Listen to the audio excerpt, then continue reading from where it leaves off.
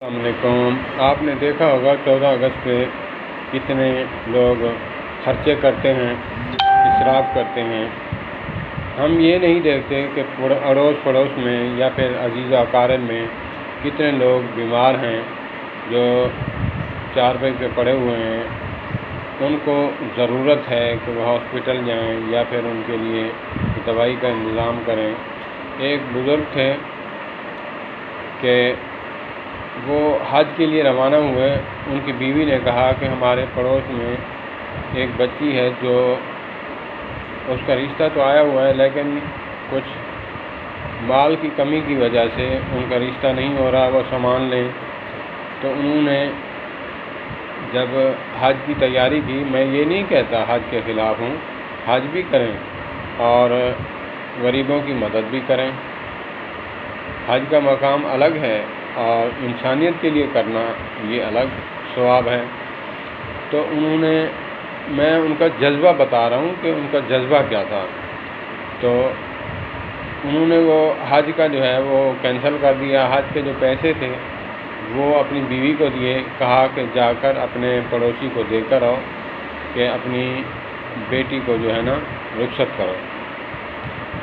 اللہ پاک کتنے خوش ہوئے ہوں گے۔ اب 14 اگست پہ آپ دیکھ لیں، لوگ مری جاتے ہیں، جو ہے پیسہ خرچ کرتے ہیں، گھومنے پھرنے جاتے ہیں۔ ہم یہ نہیں دیکھتے کہ گھومنے پھرنے سے کوئی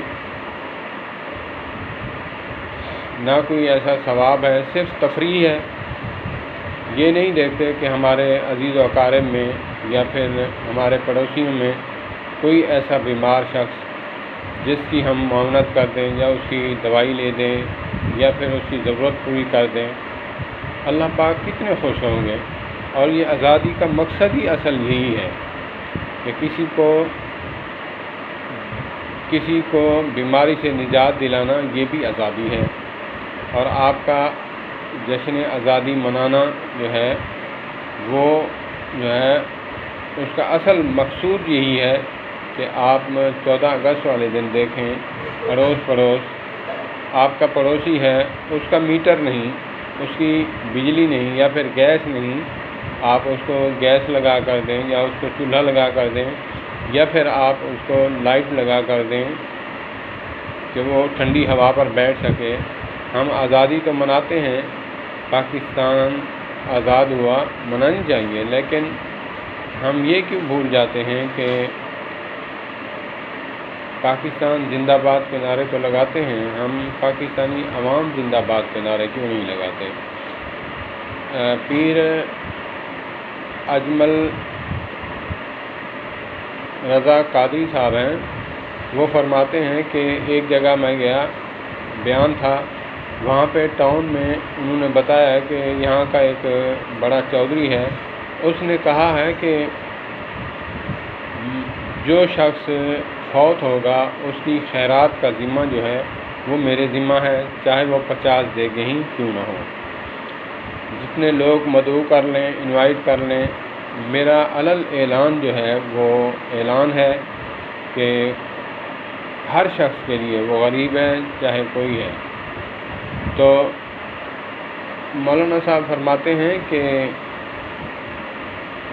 ایک جملہ میں کہوں گا کہ آپ کے ایمان کو داد دوں گا کہ آپ نے یہ بہت اچھا سوچا، مگر رک کر یہاں پہ ایک بات کہوں گا کہ آپ مرنے والوں کا کیوں ٹھیکہ لیا ہے؟ آپ زندوں کا ٹھیکہ کیوں نہیں لیتے؟ جو زندہ تھا، آپ کے اڑوس پڑوس میں بھوکا مر رہا تھا، آپ کی جو گھر میں کوئی چیز پک رہی ہے، اس کی خوشبو اس کی ناک تک جاتی، اس کا جو ہے سانس جو ہے وہ نکلتا کہ اللہ پاک مجھے بھی اتنا نوازتا کہ میں بھی آج مچھی پکا لیتا، فش پکا لیتا یا پھر بکرا پکا لیتا۔ کوئی چیز بھی آپ نے کھائی ہے، کوئی چیز بھی، یا باہر سے کھانا منگوا کر کھایا ہے، تو وہ تو سسکتا رہا، لیکن مرنے کے بعد آپ نے یہ فیصلہ کیوں کیا؟ آپ زندوں کا ٹھیکہ اٹھائیں۔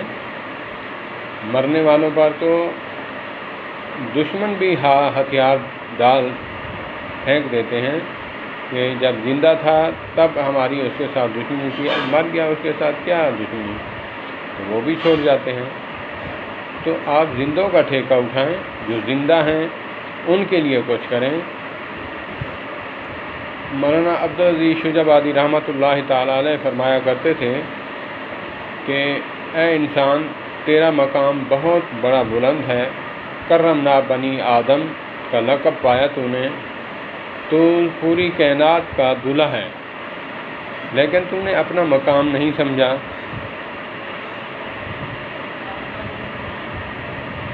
کہتے تھے، فرماتے تھے کہ جانوروں کی بہت تم جو ہے نا خدمت کرتے ہو، یا پھر کوئی ایسی چیز پالتے ہو جس کی صبح شام جو ہے سیوا کرتے ہو، کرنی چاہیے۔ شریعت نے جانور کے ساتھ بھی حسن سلوک کرنے کا حکم دیا ہے، اگرچہ آپ کی وجہ سے جانور بھی آپ کے گھر ہے، بکری ہے، بھیڑ ہے، یا پھر گائے ہے، یا پھر کوئی چوزا ہے، مرغی ہے، بھوکی مر گئی تو آپ سے اس کے بارے میں بھی پوچھا جائے گا۔ انسان تو اس سے بھی اعلیٰ ورثہ ہے، تو کہتے ہیں کہ وہ بھی کرو، مگر جو انسان ہے وہ اگر بھوک کی وجہ سے چوری کرے گا تو اس پر FIR کٹے گی، یا پھر اسلامی قانون ہوا سعودی عربیہ جیسے ہے تو اس کا ہاتھ کٹے گا۔ تو جانور جو ہے کسی کی کھیتی اجاڑ دے تو اس پر نہ کوئی دفعہ ہے، نہ کوئی FIR ہے۔ آپ اس کے لیے کرو جس پر FIR کٹے گی۔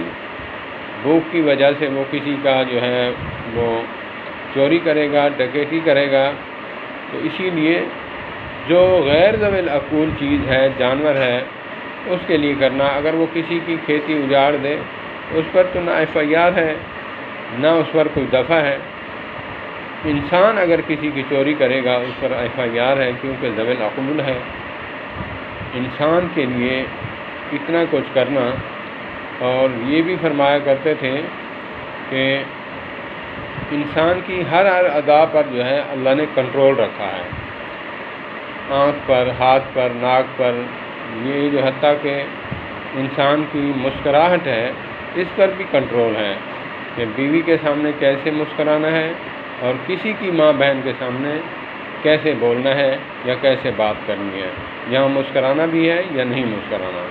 اللہ نے تو انسان پر اتنا کنٹرول رکھا ہے، تو کیوں کر ہم پھر ان چیزوں کو بھلا دیتے ہیں۔ اللہ پاک ہمیں سمجھ عطا فرمائے، اللہ پاک ہمیں ان باتوں پر جو ہے عمل کرنے کی توفیق عطا فرمائے۔ مقصود صرف اپنے آپ کو سمجھانا تھا، اور شاید کہ کسی کے دل میں اتر جائے میری بات۔ والسلام علیکم ورحمۃ اللہ۔